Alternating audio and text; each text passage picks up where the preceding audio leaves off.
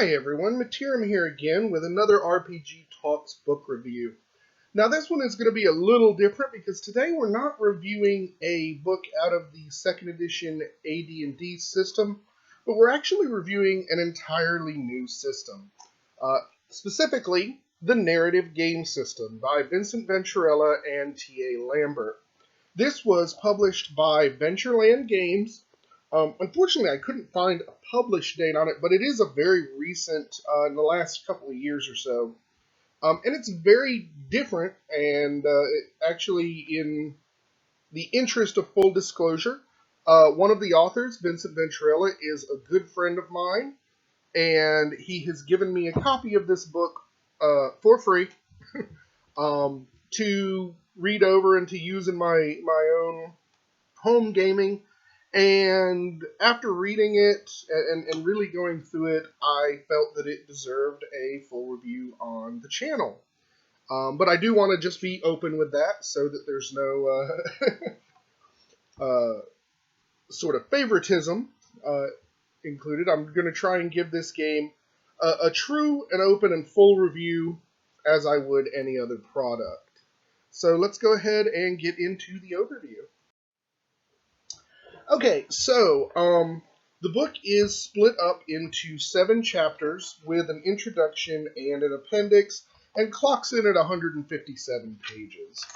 I do want to sort of talk about the introduction a little bit here because I think it will be very helpful to understand what the book is attempting to accomplish before we get into the chapters so that there's not any confusion there. One of the things I really like about this introduction chapter is it does lay out those basic principles that the game is going from very clearly and up front.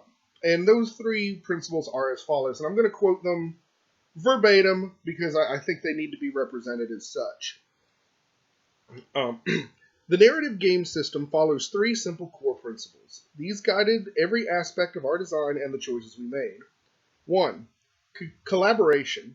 This game is about narrative collaboration at every single stage, from character creation to the story itself, and even the wording of experience. The GM and the players work together. Their story is everyone's responsibility, not just the GM's. 2. Narrative. The story and the characters taking part in that story are paramount. The advancement of that story is fun, engaging, and dynamic way is the most important goal. If rules ever conflict with the evolution of a fun, engaging, and dynamic story, then the rules are wrong and the story is right. 3. Empowerment. The game itself offers simple directions for the creation of your narrative and your characters, but it is a tool set, not a textbook. You are as much the designer every time you sit down at the table as we are, and we want to empower you in that role. So that's how we're going to be looking at the book today and seeing if these chapters help to accomplish those goals. So, we go into chapter 1, which is character creation. Here we are presented with 3 different character creation styles, I guess, along with the rules for how you do these are play advice books in these little purple offsets, which actually go through the whole book, and they give you advice from the designers as well as kind of an insight into how the book was designed, which I think is excellent because this system is so unusual. It's good to see kind of what everybody was thinking to bring this about. So the first type of character creation method is cooperative. And I'm not going to go through every bullet point in this, but the ultimate idea here is that the group is making characters together. And so the player of the character gets a little opportunity to explain a little bit about what he's going through. And then through the tool of a sort of an in-character eulogy, all of the other players at the table get to add to that story and that narrative as if they were longtime friends of this character that were at his funeral and providing a eulogy, which is something I've never seen done before in a really, really interesting way to help flesh out a character from the get-go. The other thing that you'll be drawn attention to is the importance of character motivation, goals, and flaws, and the relative downplay of the mechanical choices that you make. You don't make any mechanical choices for the game system until the very end, and that's true of all three of these creation methods that we're going to talk about. And I think that's one of the things that certainly sets this character creation style aside from everything else you have out there. The second character creation process is individual, and it basically follows the same sort of rules as the cooperative style, except the individual is doing it themselves. And it pretty much it's as it says. I think, given the style of this game and what they're trying to accomplish, I definitely think I personally prefer excuse me, the cooperative option over the individual. And I certainly improve it over the next one, which is random. Many of the tables for narrative abilities and whatnot, which we'll get into in a minute, have randomized options. So literally the third option just lets you grab dice and huck them and see what happens, which is interesting. But again, it's good for kind of sparking ideas, but I think I do prefer the cooperative character creation option. And then the chapter ends with a example of each of the three creation styles, which presents us with Tex, the former ranger from the cooperative generation, Cadfiel Yates, a knight errant, presented in the individual character creation, and Volt, guardian of the people, in the random character generation. And these are the three characters, the cowboy, the sort of Knight Templar, and the superheroine that we see on the front cover. And I think that's very interesting. Then it goes into talking about the character's goals and flaws and how those are so important.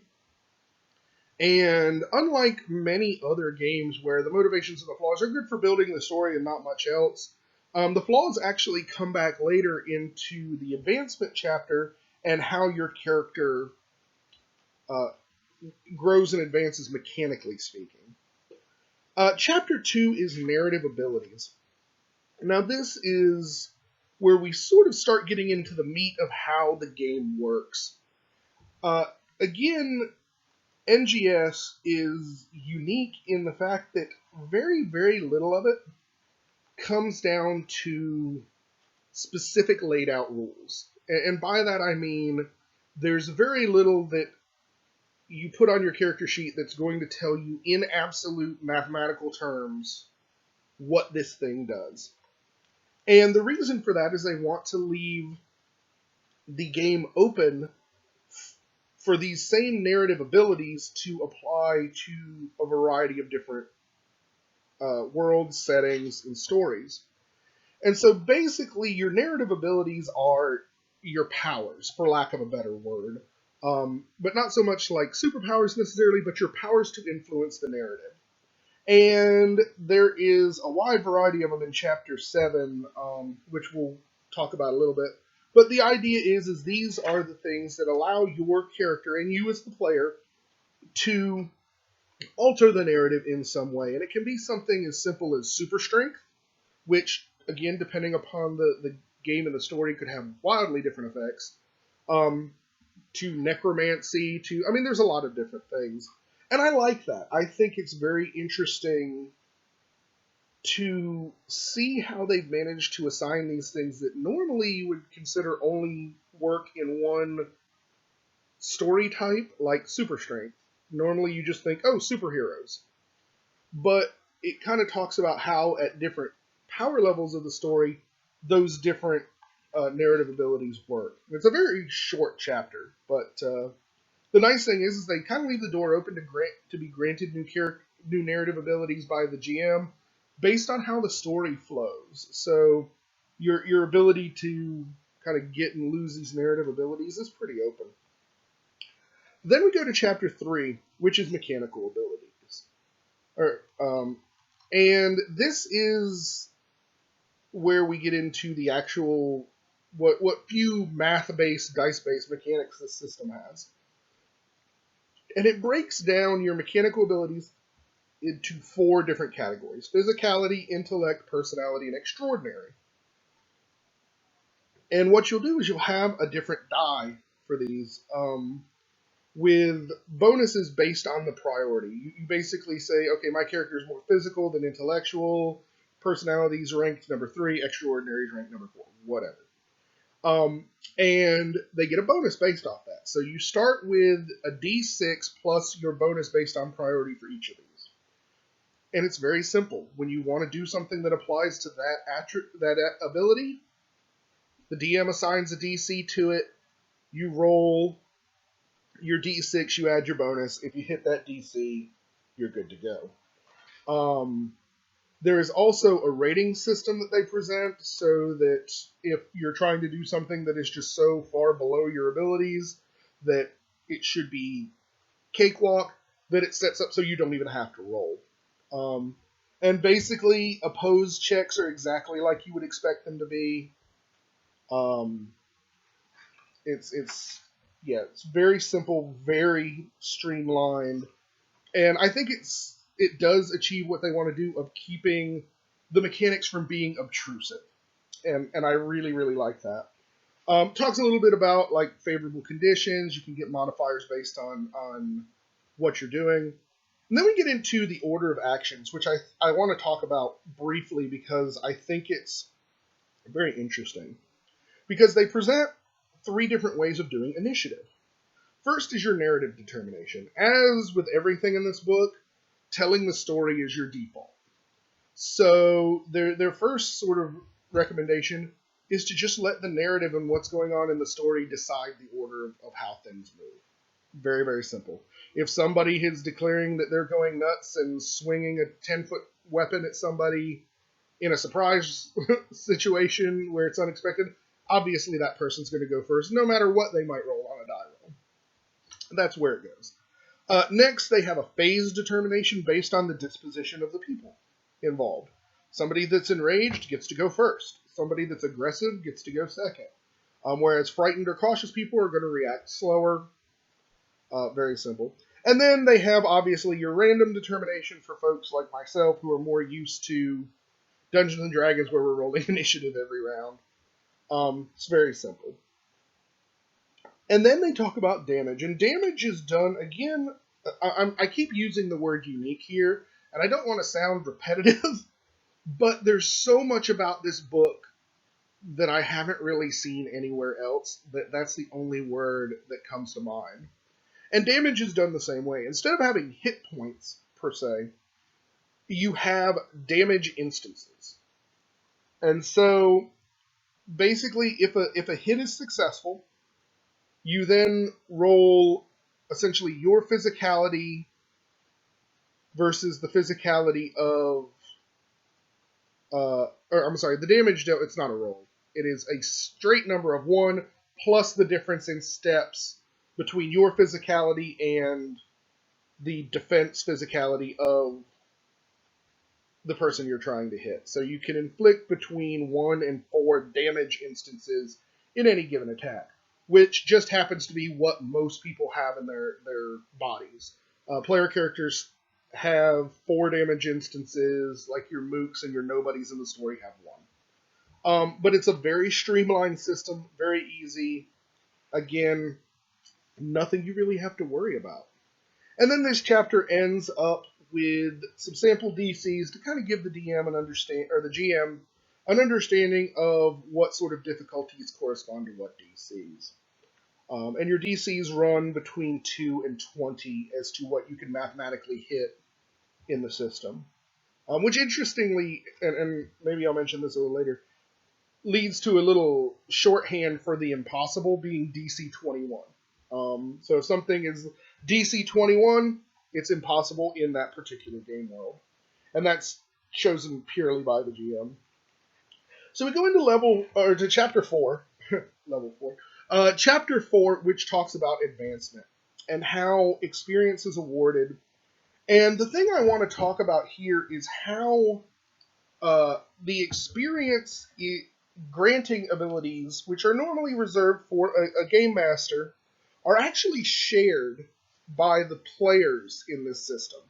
Obviously, your GM has the ability to give story experience based on essentially the normal things experience it's based on. But the system also has narrative accolades. And so what happens is each session each player gets 2 narrative accolades. And if another player at the table does something that you just think is straight awesome and contributes to the story and is just cool, you can give that person one of your accolades. Now, that is worth essentially 1 experience point at the end of the session.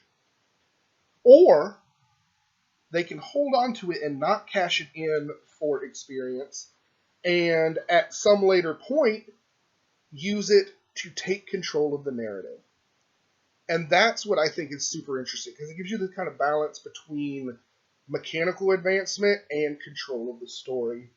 And essentially, it literally is, I throw out this thing that I've been awarded, and I get control of where the story is going for this particular action. Now, it does specifically say that the DM, if you get really silly or stupid with it, the DM can override that still, but I think that's an amazing way to do it. Now, the other thing that I think is very, very interesting is they tie in flaws into your advancement. And I think the main aim for this is to make sure that flaws mean something to the character. But basically, what it is once per game session, if you've done something that's specifically tied into your flaw, the Game Master can award you an additional experience for it to reward you for role-playing that character as you've presented it. So, for instance, if your character is just a hothead, and you role-play them just blowing up on somebody, even in a situation that's negative to them, that they're really sticking to that character, you can get rewarded for that. And it basically gives you the benefit of having the flaws mean something and have them help to craft that story, which I think is really awesome. And again, like everything in here, the actual spending of experience is very simple. The thing you spend experience upon is upgrading your dies for your various abilities. From D6 to D8, costs 8 experience points. From D8 to D10, costs 10. From D10 to D12, costs 12. Very, very simple. It's again, like everything in here, you're not going to be bogged down in a bunch of mechanical choices. There's no leveling up system, really. And it's very, very simple. And then, at the end of this chapter, it talks about death.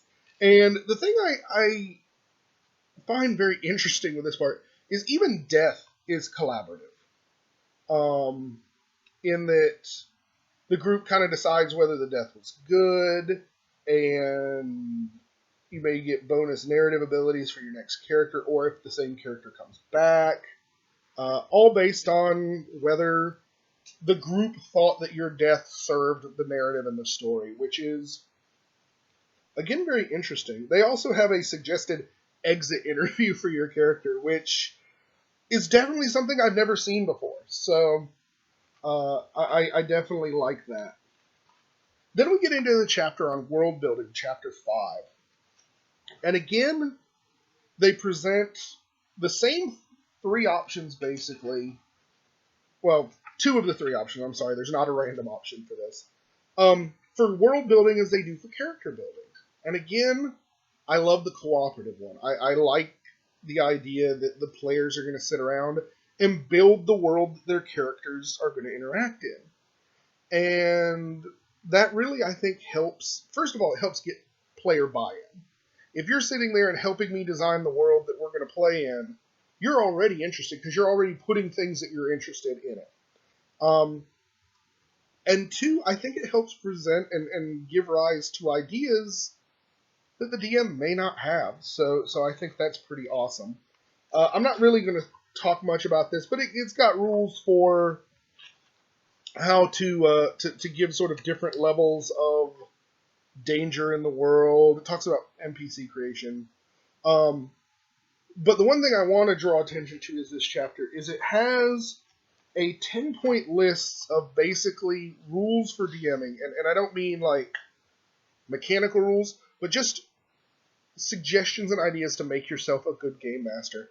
And it may be one of the best lists I've ever seen for this. It's definitely worthwhile. I think if you just had a copy of these 2 pages in this book, the book would be worth it, because if you can follow any of these 10 steps, you're going to be a better game master than you are today. And they're seriously probably the most impressive 2 pages in the entire book. Then we get into settings, and the settings section is basically just a group of these worlds that were built with these world building rules. And there's so many of them, and they're each done by a different author, so they each have just radically different flavors. And I mean, if nothing else, just mining them for ideas is worth the price of admission. But I do want to talk briefly about the one that's my favorite, Destiny Undone: How the West Was Lost. It's this great sort of alternate future Western where essentially some of the Western states become their own fiefdoms, and it's after the Civil War, so the Union Army is still pretty strong, and then all of a sudden the Aztecs show back up, and they've got like real blood magic, and yeah, I mean it's just absolutely crazy. I can't do it. I mean, in what little time I have in this video, I can't do it justice. But if you get this book, read that setting. It's straight awesome. But the nice thing is they have enough different varied settings here to really give you an idea of what this game is capable of. And I gotta say, what this game is capable of seems to be everything. And I really like that. And it's nice to not have to sort of just take the game's word for it. You get to see these settings that people have put together, and it's very, very impressive. Chapter 7 ends with the narrative ability list, and it just goes through and talks about a wide selection of the narrative abilities that are here, kind of how they function. Though, again, like I said, there's not going to be anything that is mechanically driven here, really. It's just going to talk about, you know what, this is the mechanical, or the narrative tool you have with this particular ability. And I think that's awesome. Now, the appendix, I definitely, like, I normally don't draw out the appendix and talk about it, but I do want to do it here because they've done 2 things that I really, really like. First of all, there is a 1-page PC guide, which goes through in 1 page how to make your entire character, plus how to run the game. If you photocopied this 1 page and gave it to your players, this would basically be enough for them to play the game. They also do the same thing for the Game Master. I don't know if you could do the same thing as far as just printing this out and running the game, but you'd be very close to being able to. And then the end is a glossary where they actually give detailed, straight-up explanations of some of the game terms that a newer player might not understand. And it really, for the most part, isn't like intellect insulting like some of these can be, where they're describing player and describing the die codes and that sort of thing. But it's talking about how these different terms work within the framework of the game. So that's pretty much it. Let's move on to my general thoughts on it. So, general thoughts. Pros. This is a truly different game system. I say, avoiding the word unique till the next point. It is very interesting in that I think it hits dead on the 3 points that they were aiming for. It is definitely a powerfully narrative-driven game, and at no point did I feel like the mechanics got in the way of that. And I think that's absolutely perfect for what they were trying to accomplish. Number 2, there is a unique style, both in terms of the writing, which is very personal. It's very, I'm sitting down at a table talking to you as individuals. And you don't really get that in gaming much. There's usually sort of this implied authoritative, this is how you play slant to things, and with this game, it's very much. It feels more like the book is helping you to unlock your own narrative abilities rather than telling you how to do things. And I think that's awesome. Stylistically, it actually reminds me of a mashup of the Amber Diceless system by Phage Press and Big Eye Small Mouth, a kind of a generic anime game uh, from Guardians of Order. And that may sound like a weird mashup, but if you know the books, you kind of get an idea. And if you like mix those together and thinned out some of Big Eye Smallmouth's rules and made it a little more diceless, you would pretty much land on this game. And I like that. I like both of those games, and I like the narrative game system. So it's very unique and definitely something you should check out. Last Pro, the settings chapter is absolute gold. Even if I don't end up playing this game anymore, just from here on out, the chapter that chapter will be mined for ideas for the foreseeable future. I will shamelessly steal just about every idea in there and be a better player and a better DM for having done so. It is absolutely worth the price of admission. Cons, and again, I'll be honest, I had to kind of dig for these. I definitely think that it benefits best from a mature, close group of players.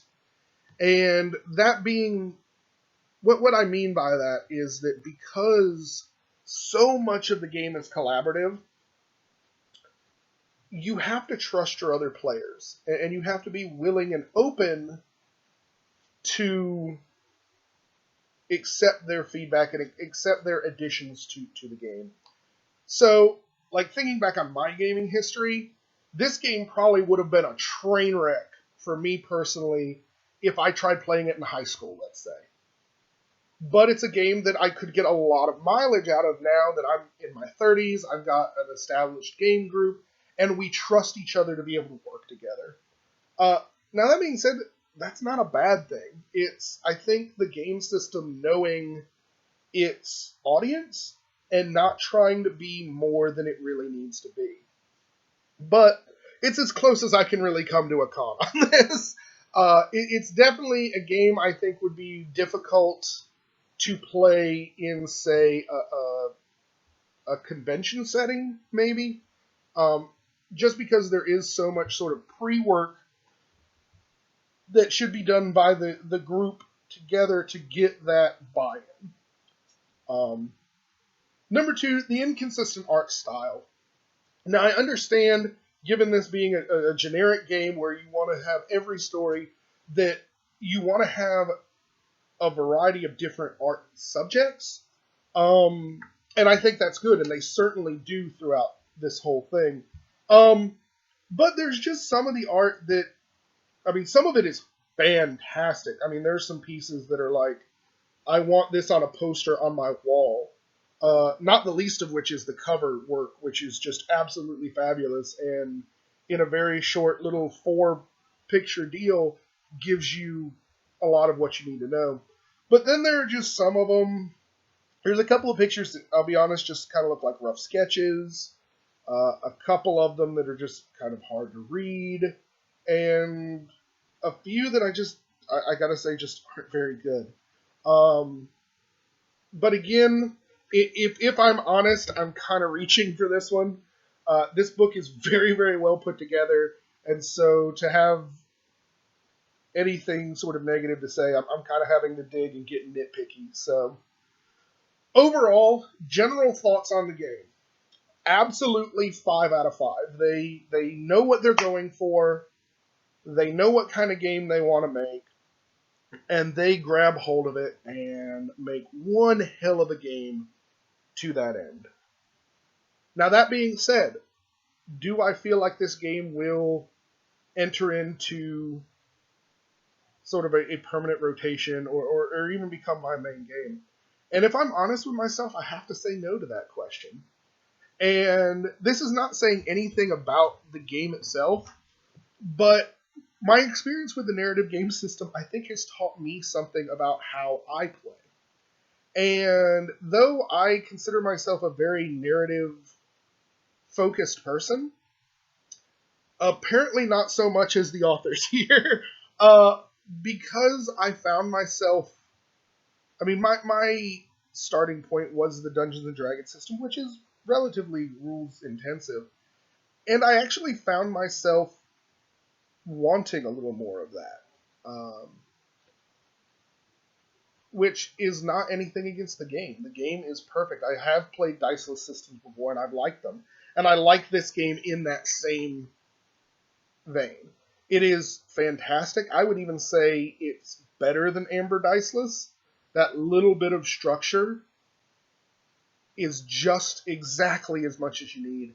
And it is well written, well put together, and just a great game.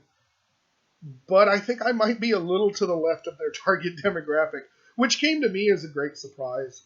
But it's also something else that I'm going to put in the pros column regarding this game. Because when a game is well written enough and its own voice enough that it can teach you something about how you game and the type of game and play that you like, then that is a fantastic, fantastic book. I don't think I can say that very many of the games that I've played, I have a huge collection. I don't think that very many of the games that I've played have been able to teach me something about myself. And that's probably the highest praise I can give this system, is that it makes you think and it makes you sort of analyze what you want out of a game because it can give you everything. And so I guess that's my final note on the idea, is that this game is worth it for that. It can provide you with anything that you want in a game system, and it may teach you something along the way about yourself or about your fellow gamers, and it's certainly worth it to that end.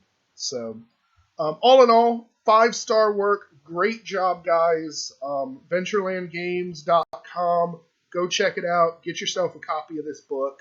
You will not regret it. I guarantee you that. All right, everybody. Thanks for watching. Sorry this one ran a little extra long. I definitely felt that the time was needed, given that it's a whole new game system we were discussing. But I definitely want you guys to go out, check that out. You can go to Vince Venturella's YouTube page. In addition to some Warhammer stuff, he does a lot of talking about game design and just a lot of great stuff. So definitely go check him out and pick up a copy of this book because it's awesome. Please like and subscribe to the video if you haven't done so already.